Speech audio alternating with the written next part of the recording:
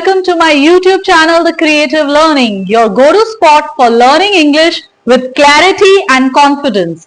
Today we are talking about a super common confusion, the word to school, to go. Aren't they same? Nope. Let's clear it up once and for all.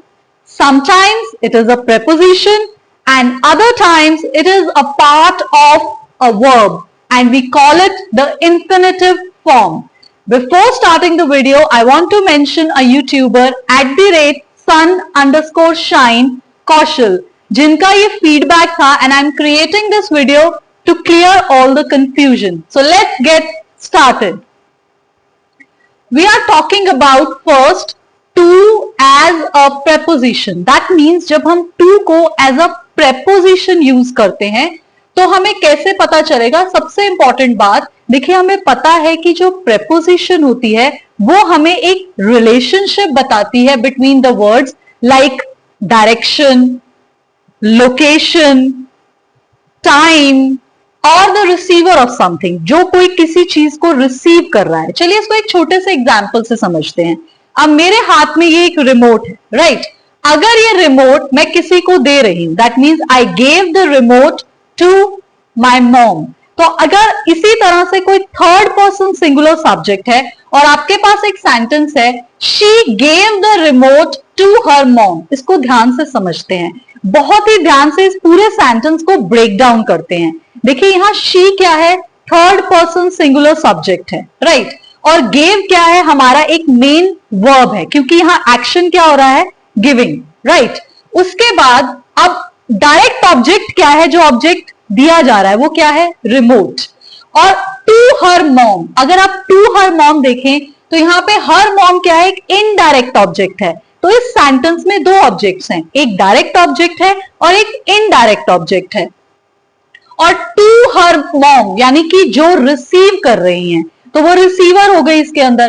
तो to her mom एक prepositional phrase है यहां पे, right? तो हमने एक बात यहां पे सीखी है कि जब भी आपके पास टू जो है वो फॉलो होगा किसी नाउन या प्रोनाउन से, तो वहां पे वो इंफिनिटिव फॉर्म में नहीं होगा. देखिए जैसे मैं कहूं टू हर मॉम, अब अगर यहाँ पे हर मॉम की बात की जाए तो ये एक पोजेसिव प्रोनाउन है, राइट? तो यहाँ पे टू हर मॉम एक प्रेपोजिशनल फ्रेज हो गया और यहाँ डायरेक्शन ऑफ एक्शन हो रही है. और यहाँ पे जो टू है it is followed by a noun or pronoun but not a verb. तो यहां हमने एक बहुत ही इंपॉर्टेंट टिप सीखी है कि जब भी टू फॉलोड होगा किसी ना किसी नाउन या प्रोनाउन से, या जेरेंड भी हो सकता है, जैसे आईएनजी फॉर्म में वर्ब्स होते हैं, तो वहां पे टू किसका रोल प्ले करेगा? वो प्रेपोजिशन का रोल प्ले करेगा, राइट?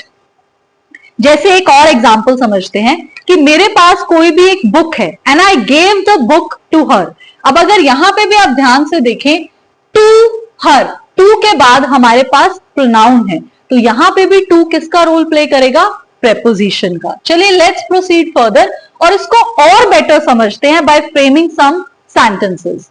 फर्स्ट एंड फॉरमोस्ट, जैसे मैं कहूं I am going to the park, अगर अब आप यहां देखें तो यहां पे मूवमेंट है towards a place. I am currently staying at my home and now I am moving to the park. तो यहां पे जब हम किसी डायरेक्शन की बात करते हैं, और अगर आप नोट करें टू के बाद मैंने क्या वर्ड यूज किया है? The park. अब यहां द पार्क क्या है? एक नाउन है. तो आपने एक इंपॉर्टेंट टिप सीखी, जब टू के बाद कोई नाउन या प्रोनाउन आएगा तो वहां पे टू किसका रोल प्ले करेगा? प्रेपोजिशन का, राइट? चलिए एक और सेंटेंस समझते हैं. अब आपके पास कोई भी एक गिफ्ट है, राइट? और आप वो गिफ्ट अपने फ्रेंड को दे रहे हैं, तो उससे सेंटेंस कैसे फ्रेम करेंगे? शी भी यूज कर सकते हैं, आई भी कर सकते हैं, उसने दिया था भी हो सकता है, दे रही है भी हो सकता है. तो she sent a gift to her friend. अब देखिए यहां पे रिसीवर कौन है उस गिफ्ट का? उसको गिफ्ट मिला है. टू के बाद हमने क्या वर्ड यूज किया? हर फ्रेंड. तो वो उसको रिसीव कर रही है. तो यहां भी हर फ्रेंड क्या है? एक पोजेसिव प्रोनाउन है. तो अब आपने एक इंपॉर्टेंट बात भी सीखी आज प्रेपोजिशंस के बारे में कि प्रेपोजिशंस जो हमें एक रिलेशन शो करती है नाउन और प्रोनाउन का with other words in the sentence. तो यहां पे जब टू के बाद आप कोई नाउन या प्रोनाउन लगाएंगे तो वहां टू किसका रोल प्ले करेगी? प्रेपोजिशन का. चलिए लेट्स प्रोसीड फर्दर। अब अगर मैं क्या कहूं, वी ड्रोव टू दिल्ली। अब अगर यहां ड्रोव देखें तो ड्राइव का पास्ट है, तो वो तो मेन वर्ब हुआ, लेकिन टू के बाद मैं एक लोकेशन की बात कर रही हूं और दिल्ली यहां पे क्या है, एक प्रॉपर नाउन है। तो टू किससे फॉलोड हुआ, एक प्रॉपर नाउन से। तो यहां भी टू किसका रोल प्ले करेगा, प्रेपोजिशन का, राइट, क्योंकि हम बात कर रहे हैं movement towards a specific place. चलिए लेट्स प्रोसीड फर्दर, एक और सेंटेंस समझते हैं। He apologized to his mother. उसने सॉरी फील किया या अपोलोजाइज किया टू हिज मदर। तो अपोलॉजी कौन रिसीव कर रहा है, मदर। तो डायरेक्शन ऑफ एक्शन किसकी तरफ है, टुवर्ड्स अ पर्सन, राइट। तो इस केस के अंदर भी अगर हम हिज मदर की बात करें तो वो एक पोजेसिव प्रोनाउन है। तो एक इंपॉर्टेंट टिप आपको देते हैं, if to is followed by a noun or pronoun then it is a preposition, right. चलिए अब एक और डाउट, इसको भी क्लियर करते हैं। अब मैं इसी की तरह से एक और सेंटेंस फ्रेम करती हूं। जैसे मैं कहती हूं, she asked her mom to turn the volume up, right. Volume increase करने के लिए आप क्या कह सकते हैं, to turn the volume up, right.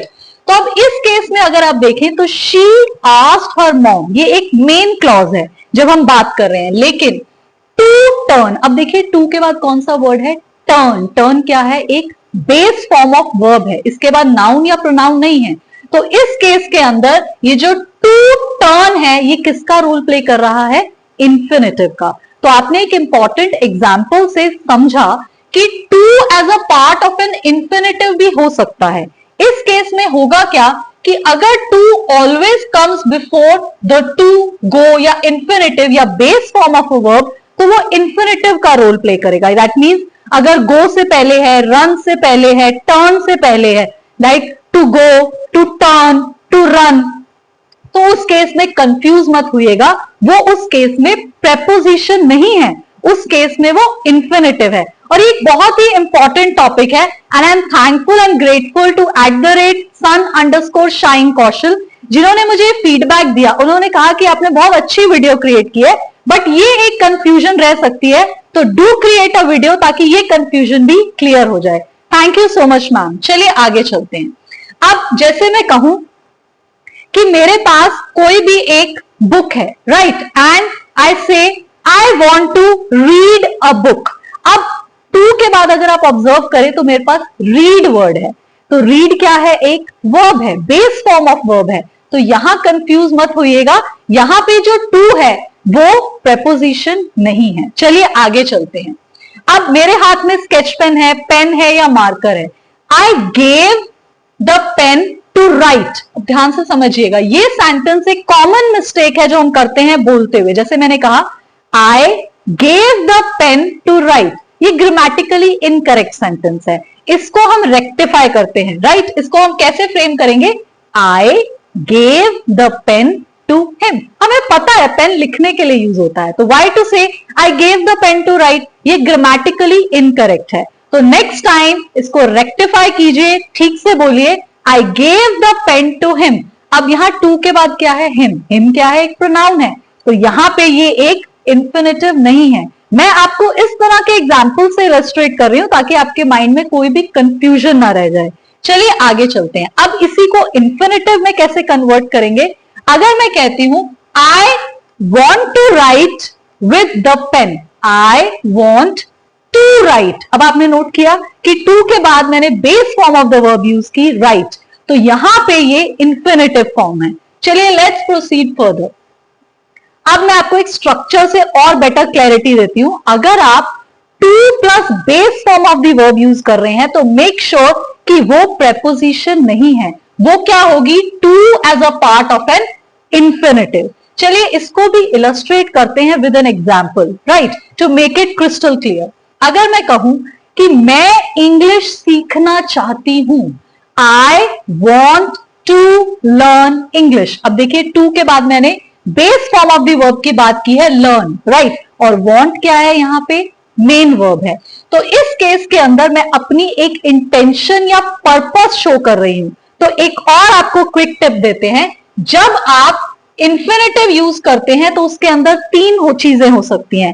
Number 1 purpose, number 2 intention and number 3 action, right.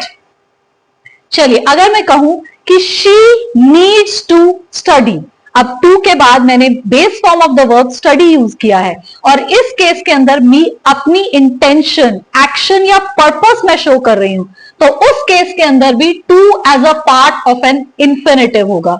और बेटर समझते हैं, we should not have any confusion in our mind, let's make it crystal clear. It is important to speak clearly, देखिए बहुत important होता है अपनी बात को क्लियरली एक्सप्रेस करना। It is important to speak, to के बाद मैंने स्पीक का यूज किया है, स्पीक भी क्या है, एक base form of the verb है, तो यहां पे भी टू किसका रोल प्ले कर रहा है, इंफिनिटिव का।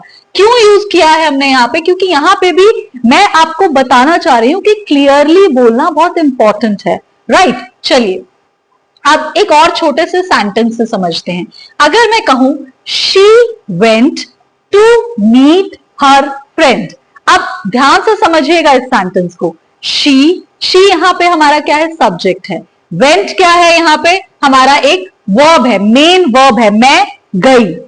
टू मीट, अब अगर आप यहां पे टू प्लस मीट की बात करें तो यहां पे क्या हो रहा है, मैं पर्पस शो कर रही हूं कि मैं अपनी फ्रेंड को मिलने गई, राइट। तो इस केस के अंदर भी ये जो टू है एक इंफिनिटिव फॉर्म के अंदर है। आई होप आपको ये अच्छे से समझ आया होगा। इस वीडियो को एंड करेंगे एक छोटा सा सिंपल इलस्ट्रेशन। अगर आपके पास है I am going to school, तो to is followed by the noun school, common noun, then it is a preposition. And if it is to go, then to is followed by a base form of verb, it is an infinitive. I hope it's crystal clear. Thank you so much for watching the video. Happy learning!